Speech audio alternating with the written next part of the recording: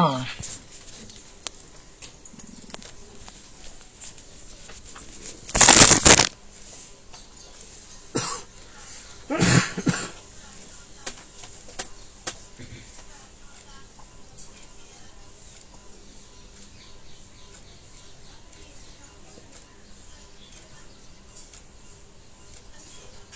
मीठे बच्चे, ज्ञान की एक बूंद है,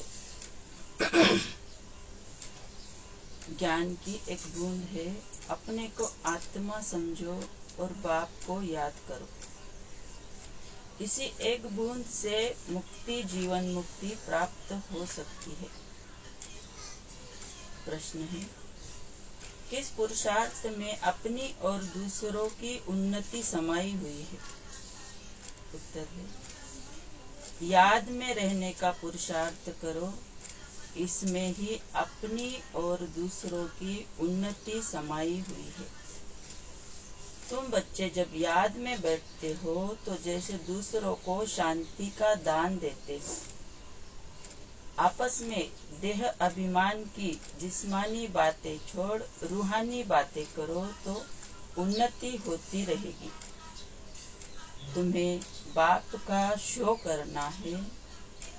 जितना शो करेंगे, सबको शांति और सुख का मार्ग बताएंगे, उतना इनाम मिलेगा।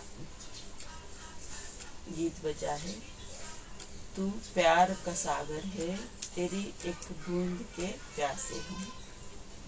ओम शांति। ओम शांति। यह भक्ति मार्ग में गाते आए हैं, महिमा करते आए हैं।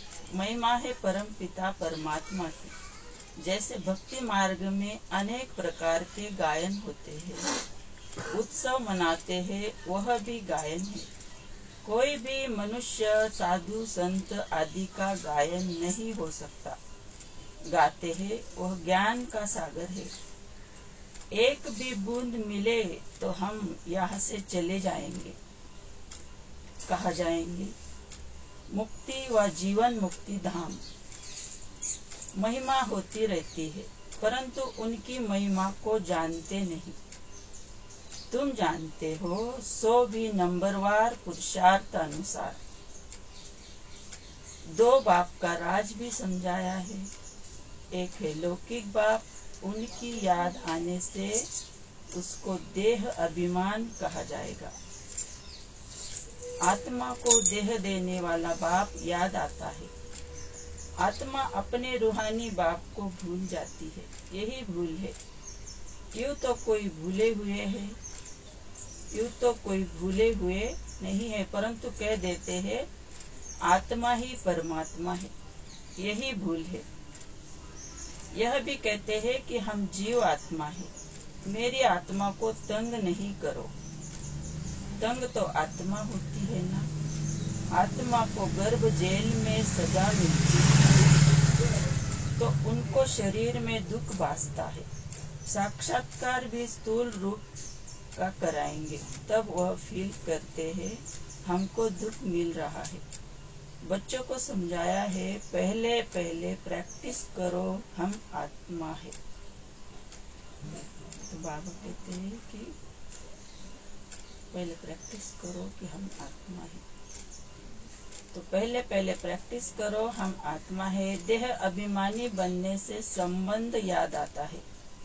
यह चाचा है, यह मामा है, यह मेरा ये है, वो है, सब संबंध देह अभिमान से याद आते हैं। तो शरीर नहीं है तो कोई भी संबंध नहीं है। तो बाबा कहते हैं कि पहले पहले तो हमें प्रैक्टिस करनी चाहिए कि हम आत्मा है। आत्मा बिंदी में हम जब स्थित हो जाते हैं तो कोई भी देह हमें याद नहीं आता। और जब देह के ये चाचा है, ये मामा है, ये मेरा पति है, ये बेटा है, तो बाबा कहते हैं कि जब वो याद आता है तो उनके सारे जो है वो सब याद आ जाता है हमें। तो जब हम शरीर नहीं है तो कोई भी संबंध याद नहीं आता। तो बाबा कहते हैं कि पहले पहले प्रैक्टिस करो। ब्रह्मा बाबा ने तो इतनी प्रैक्टिस की क्योंकि उन्हें तो शिव बाबा ही बताते थे ना, आत्मा समझो, हमें तो बताने वाले कितने कितने आगे हजार बुझाए बाबा की। तो बाबा इतनी डायरिया लिखते थे कि मैं आत्मा हूँ, ये उनकी पत्नी यशोदा आत्मा है, नारायण आत्मा है। तो बाबा कहते कि ये पहले पहले तुम प्रैक्टिस करो कि बिंदी में स्थित होने की हमें प्रैक्टिस करनी है। तो बाबा कहते हैं कि भल विलायत में कोई बैठे होंगे, कहेंगे बाप से हम दूर है, परंतु याद तो करेंगे ना। तुमको भी याद करना है, परंतु लौकिक संबंध को देख पारलौकिक बाप को भूल जाते हैं। इसलिए बाबा कहते हैं उठते बैठते बाप को याद करने की प्रैक्टिस करो। तो बाबा कहते हैं कि हम सवेरे सवेरे याद करेंगे ऐसा नहीं, उठते बैठते मैं आत्मा हूँ, ये आत्मा है, ऐसे प्रैक्टिस करते रहो। मैं आत्मा इस शरीर से चलती हूँ। आत्मा का ज्ञान तो तुमको है, यह जानते हो आत्माएं और परमात्मा अलग रहे बहुकाल। ऐसे नहीं कहा जाता कि परमात्माएं और परमात्मा अलग रहे बहुकाल। बाबा कहते हैं कि आत्मा अलग और परमात्मा अलग है। तो हम जो कहते हैं कि भगवान सर्वव्यापी, तो हम ऐसे थोड़ी कहते कि परमात्मा है सबके अंदर। तो बाबा कहते ऐसे नहीं, आत्मा और परमात्मा कहा जाता है। अभी बाप बच्चों के संबंध आपकी एक बूंद भी बहुत है। परम पिता परमात्मा हम आत्माओं का बाप है, बस इसको ज्ञान कहा जाता है। ऐसे और कोई भी कहने की हिम्मत नहीं आएगी। बाबा कहते हैं कि ऐसे कोई को भी कहने की हिम्मत नहीं आएगी कि तुम सब आत्माओं का मैं बाप हूँ। बाबा कहते हैं कि ये किसी भी महान संत हो, साधु हो, कोई भी हो दुनिया का, कोई भी नहीं कहेगा कि आत्मा तुम आत्माएं हो, मैं तुम्हारा बाप हूँ। फिर बाबा कहते हैं कि आप एक बूंद भी बहुत है आपकी। शुरू में बाबा ने कहा कि एक बूंद आत्मा और परमात्मा, ये ज्ञान की एक बूंद ही काफी है। तो बाबा हमको रोज मुरली में एक बूंद हमारे ऊपर चढ़ाता है ज्ञान की। कितने सोचो और इसको याद करो कि दुनिया वाले कहाँ भटक रहे और हम कहाँ बैठे, और हमको कौन रोज आके एक बूंद चढ़ाता है हमारे ऊपर। हमें वो सब करने की जरूरत नहीं है अब, लोटिया लेके जाने की, ये करने की, क्योंकि हम यहाँ भरपूर होते हैं।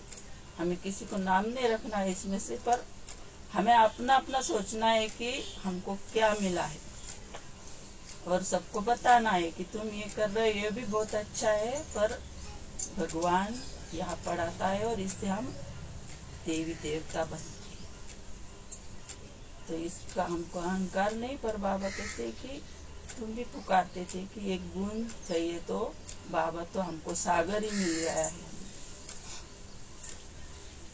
जिसको ही ज्ञान सागर पतित पावन कहते हैं, यह कहने कोई को आएगा नहीं। बाप ही कहते हैं मैं तुम्हारा बाप हूँ।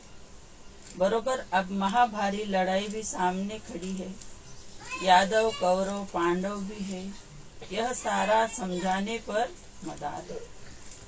चित्र देखने से कोई समझ जाए तो मुश्किल है, जब तक टीचर न समझाए। स्कूल में भी टीचर समझाते हैं ना, यह इंडिया है, यह लंदन है, बिगर समझाने बुद्धि में आ न सके। अगर नक्शे में नाम पड़े तो भी सिर्फ नाम कहेंगे, लेकिन कहा है कि कौन राज्य करते हैं कुछ भी समझ नहीं सकेंगे। यहाँ भी हर बात समझने की होती है। आजकल तो पहले पक्का चाहिए, शो देखकर ही आएंगे। अब वहाँ समझाने वाले बड़े अच्छे चाहिए। बच्चे ही समझाएंगे कि यहाँ जगदम्बा है, सबकी मनोकामनाएं सिद्ध करने वाली है। झाड़ के नीचे दिखाते हैं कामधेनु बैठी है, तो उनसे मिलने लिए भी आएंगे। जगत पिता है तो जरूर जगत की माता भी होगी, परंतु जगदम्बा इनको कहते हैं क्योंकि कलश माताओं को दिया जाता है। मुख्य जगदम्बा गाई हुई है, फिर उनकी सेना भी है। तो बाबा कहते हैं कि ये नक्शे में तो देखेंगे यहाँ इंडिया है, पर कहा है ये समझाने के लिए तो टीचर ही चाहिए स्कूल में भी।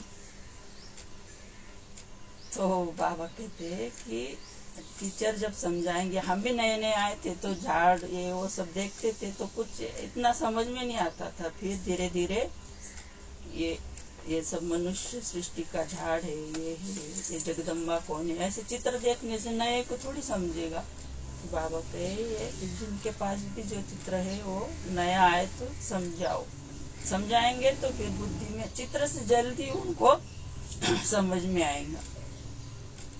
बाबा कहते हैं कि ये जगदम्बा है, ये कामधेनु है, तो ये माता भी चाहिए और पिता भी है। तो फिर जगदम्बा मुख्य है, फिर हम सब उनकी सेना भी है। तो ऐसे हमको सबको समझाना चाहिए कि ये ज्ञान क्या है, ये भगवान क्या है। ये बाबा ऐसे कह रहा है कि सबको समझाओ। तुम बच्चे एग्जीबिशन करते हो तो उसमें समझाने के लिए बड़े अच्छे अच्छे बच्चे चाहिए। बाबा ने समझाया है, मुख्य बात है बाप के परिचय की। पहले पहले समझाओ, दो बाप है, एक है तुम्हारा लौकिक बाप, दूसरा है पारलौकिक बाप। लौकिक बाप से तो जन्म जन्मांतर हद का वर्षा लेते आए हो, अब बेहद का वर्षा तो बेहद का वर्षा लो तो बहुत गई थोड़ी रही, थोड़ी में भी आप तो बहुत थोड़ी रही। तो बाबा कहते हैं दो बाप का फर्क समझाओ, लौकिक बाप से क्या मिलता है और पारलौकिक बाप से क्या मिलता है। तो विकर्मों का बोझा सिर पर बहुत है, योग से ही विकर्म विनाश हो सकते हैं, मासी का घर नहीं है। बाबा सब समझा कर कहते हैं कि ये तुम ये सब करो, बोझा उतराओ, पर ये मासी का घर नहीं है। अजन कुछ ना कुछ हिसाब किताब रहा हुआ है, तब तो भोगना पड़ता है ना। कितनी मेहनत लगती है, अगर देरी से आएंगे तो कितना विकर्म विनाश कर सकेंगे। मुश्किलात है ना, यह तो तुम ढिंडोरा पिटवा दो कोई फिर उल्हाना न देवे कि तुम कह न सकेंगे कि हमको तो ढिंडोरा पिटवाते थे, अखबार में डालते थे, जितना हो सके सबको निमंत्रण। बाबा कहते हैं कि तुम ढिंडोरा पिटवाओ कि भगवान आया है, भगवान आया है। अगर हमारा कोई जाएगा और 8 दिन के बाद मिलेगा तो हम कैसे भागते जाएंगे कि वो आया है। ऐसे बाबा कहते हैं कि तुम सबको बताओ कि ये भगवान आया है। फिर लास्ट में वो कहेंगे कि तुमने बताया नहीं तो उनके विकर्म विनाश नहीं होंगे। तो हमें बड़े प्यार से सबको कहना है कि ओम शांति में जाते तो ऐसा ऐसा है, या ऐसा करते हैं कि भगवान पढ़ाता है तो इससे सुख शांति हमको मिलती है। सभी का उद्धार करने वाला एक ही बाप है, तो सबसे बड़ा तीर्थ परम पिता परमात्मा पतित पावन का हुआ ना, परंतु यह किसको पता नहीं है। क्राइस्ट, इब्राहिम, बुद्ध आदि सभी पुनर्जन्म लेते लेते अभी अंतिम जन्म में है। क्रिश्चियन लोग खुद भी कहते हैं कि क्राइस्ट यहाँ ही किसी जन्म में है। क्रिश्चियन लोग भी झाड़ को मानते हैं, नहीं तो इतनी आत्माएं कहाँ से आए। तो ये जो नॉलेज है ये किसी भी ग्रंथ में कहा भी जाने से हमको नहीं मिलेगा कि ये सब धर्मों वाले यहाँ ही, ऐसा कोई भी नहीं कहेगा भगवान के सिवाय। तो नहीं तो ये इतनी आत्मा कहाँ से आती है, जरूर सेक्शन है जहाँ से आते हैं। तो आत्माओं का सेक्शन है, इसलिए तो इतनी बढ़ती जा रही है ना जनता। पहले 50 वर्ष पहले इतनी थोड़ी थी, यहाँ ही जन्म लेते और यहाँ ही रहते तो इतने ही रहते, पर ऊपर से एक एक आत्माएं नीचे आ रही है, इसलिए नीचे जनसंख्या बढ़ रही है। तो जरूर सेक्शन है जहाँ से आते हैं, हिस्ट्री फिर रिपीट जरूर होगी। यह झाड़ भी बड़ी अच्छी चीज है, परंतु इनकी वैल्यू बच्चों के पास नंबरवार है। तो ये जो झाड़ का चित्र है, ये भी बाबा कहे कि इसका भी बहुत महत्व है, इस पे हम बहुत अच्छा समझा सकते हैं। बच्चे दूसरों को समझाने के लिए प्रदर्शनी आदि करते हैं, इसमें कोई आर्ट शो नहीं करना है। सतयुग में 5 तत्व भी सतो प्रधान होते हैं। श्री कृष्ण गोरा और श्री कृष्ण सावरा गाया हुआ है। वह शरीर की मरम्मत नहीं होती। यहाँ तो देखो कितनी मरम्मत करनी पड़ती है। वहाँ तो भल बूढ़ा भी हो जाए तो भी दांत आदि सभी साबुत रहते हैं। दांत टूट जाए तो डिसफिगर हो जाए। वहाँ तो एकदम फर्स्ट क्लास 16 कला संपूर्ण रहते हैं। तो बाबा कहते हैं ये शरीर की कितनी मरम्मत करनी पड़ती है। बीमार पड़ते हैं उनको ही पता होता है कि क्या क्या होता है अंदर। तो फिर बाबा कहते हैं कि बूढ़े भी हो जाते हैं तो दांत नहीं गिरते हैं, तो उनका फिगर वैसे के वैसे रहता है, ऐसे कैसे भी नहीं दिखते हैं, बूढ़े नहीं दिखते 150 वर्ष तक भी। तो बाबा कहते हैं कि ये यहाँ लूले लंगड़े होते हैं। तो बाबा कहते हैं यहाँ पर लूले लंगड़े होते नहीं, मुझे सतयुग में नहीं होते। या तो देखो कैसे लूले लंगड़े जन्म लेते हैं। तो तुम ऐसे परिस्तान के मालिक बन रहे हो। एक ही मुसाफिर आकर परिस्तान में ले जाता है। तो कितना नॉलेज बाबा देता है कि ऐसे सिर्फ ये नहीं कहता है, सब बता देता है हमको कि वहाँ कैसे रहेंगे, लूले लंगड़े नहीं होते। ये सब नॉलेज कौन देगा हमें? तो कितने सोचने की बात है और इसको याद करते रहना है।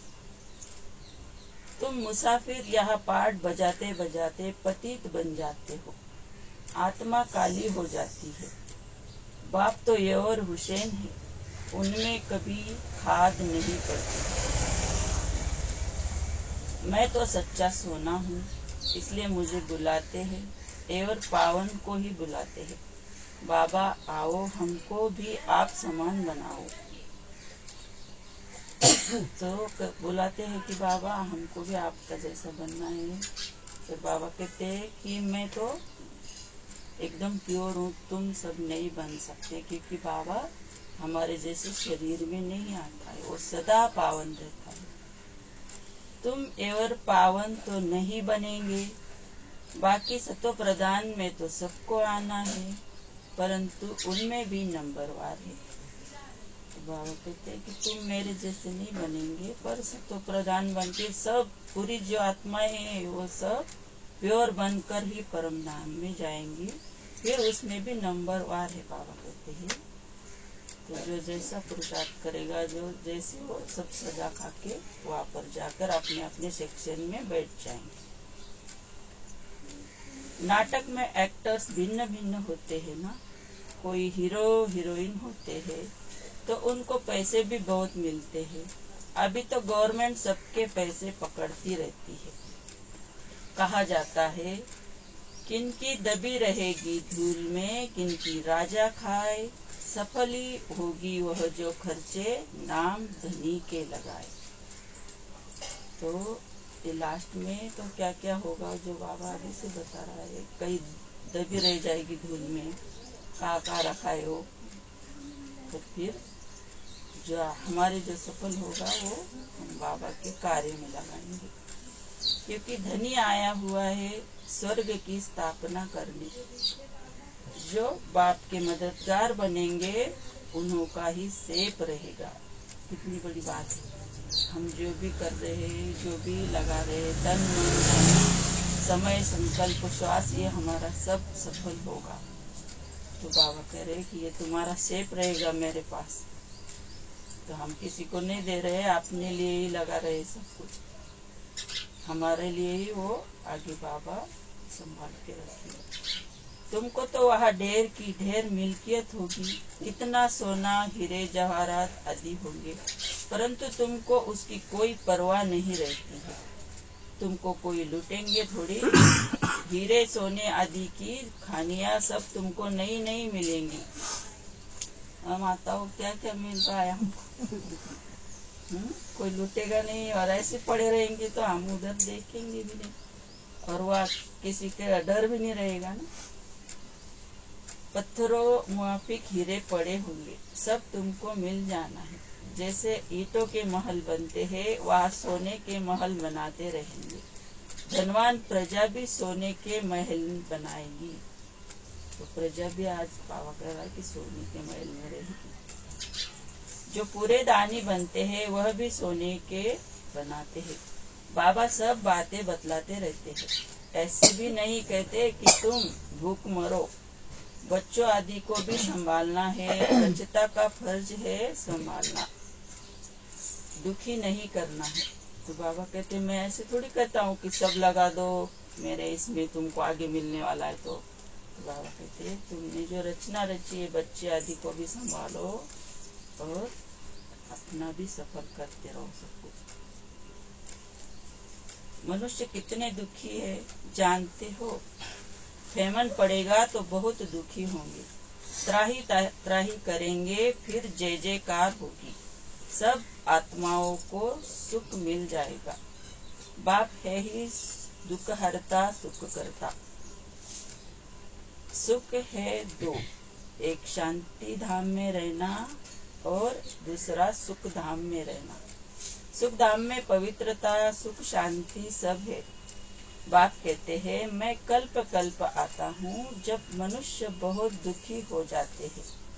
मेरा पार्ट ही उस समय का है, इसलिए मेरा नाम ही है दुख हरता सुख करता। सर्व का शांति दाता सुख दाता मैं हूँ। तो भगवान हमें सुख देता है, सुख करता और दुख हरता है बाबा हमारा। तो हमारे अंदर ही अंदर कितनी खुशी होनी चाहिए और सोचना चाहिए कि हमको कौन मिला है और हम कहाँ जा रहे हैं। तो बाबा कहते हैं कि तुम्हें ही पता है कि शांति धाम में तुम जाते हो और सुख धाम में तुम जाते हो। ये दुनिया वालों को नहीं पता है, वो ढूंढ रहे हैं भगवान को।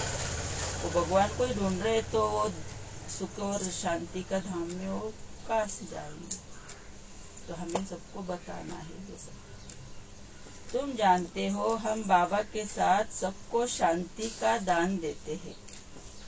जितना याद में रहेंगे उतना औरों को दान देते रहेंगे। फिर नॉलेज देते हैं सुख के लिए। पहले तो बाबा कहते हैं कि तुम शांति में बैठते हो तो ऑटोमेटिकली सबको शांति मिल जाती है।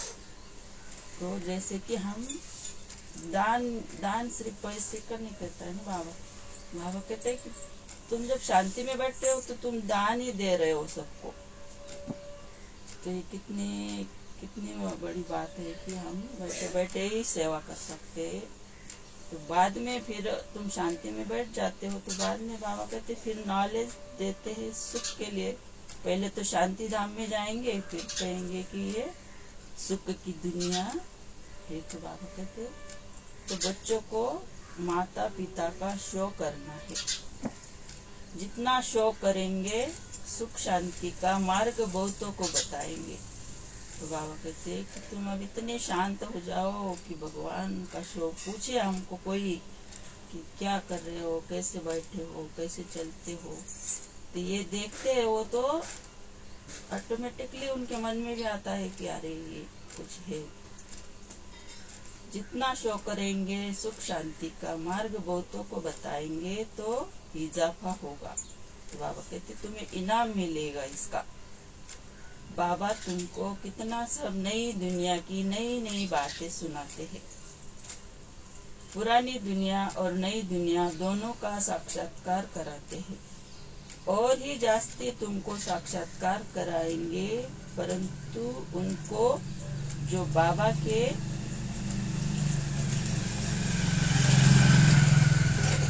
के सच्चे होंगे, बाबा कह रहे हैं कि और ही साक्षात्कार कराएंगे जो सच्चे होंगे। सच्चे दिल तो साहेबबाजी होता है।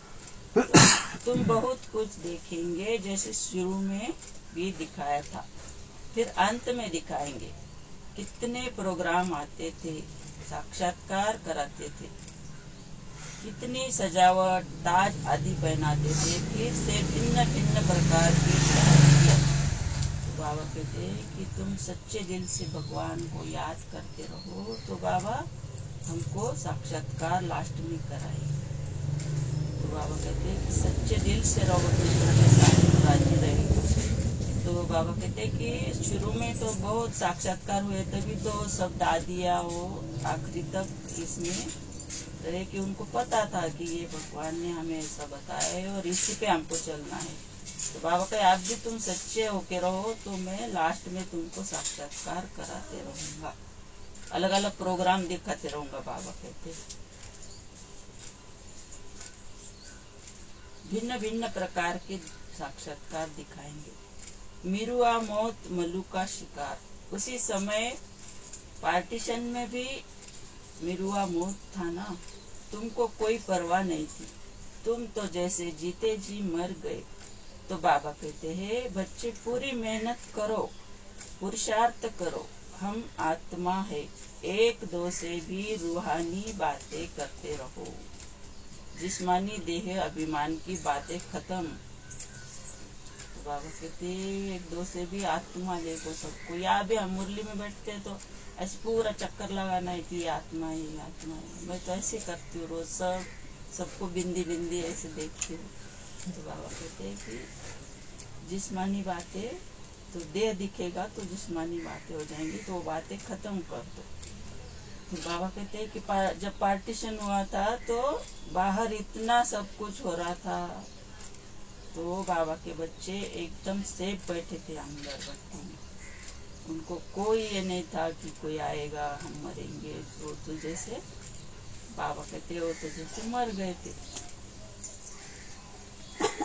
जो आश्चर्यवंत भागंती हो जाएंगे वह यह सब नहीं देखेंगे।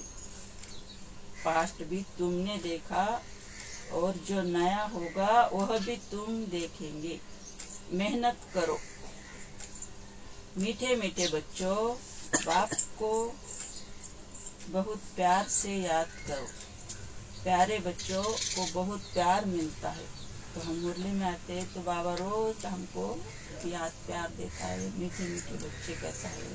तो जो लोग बाहर है, जो भागंती हो गए, उनको तो ये सब नहीं मिलेगा बाबा। जो अच्छी सर्विस करेंगे उनको प्यार भी मिलेगा, पद भी मिलेगा, भूलो नहीं। हम आत्माओं को निराकार परम पिता परमात्मा शिक्षा दे रहे, स्वर्ग का वारिस बना रहे, दैवी गुणवान बनना है। आगे तो सब में आसुरी गुण थे, अब बाबा सम्मुख बैठे हैं। जिससे वर्षा मिलता है उनसे लय रहता है, दलाल से नहीं। दलाल तो बीच में हुआ, सौदा तुमको उनसे मिलता है, तो बाप को याद करो। देह अभिमान को छोड़ते जाओ। मेरा तो एक बाबा, दूसरा कोई भी देहधारी याद न आए। तो बाबा कहते कि ये दलाल कहते बाबा, कभी पुरानी जुत्ती कहता है ब्रह्मा बाबा को, तो बाबा कहते मुझे याद करो। तो बाबा कहते कि एक बाप, दूसरा न कोई भी देहधारी याद न आए। यह तो बाबा पुरानी बूट में आए हैं।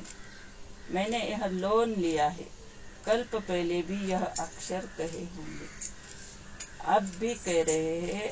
आज के ही दिन तुमको यह समझाया था, फिर समझा रहा हूँ।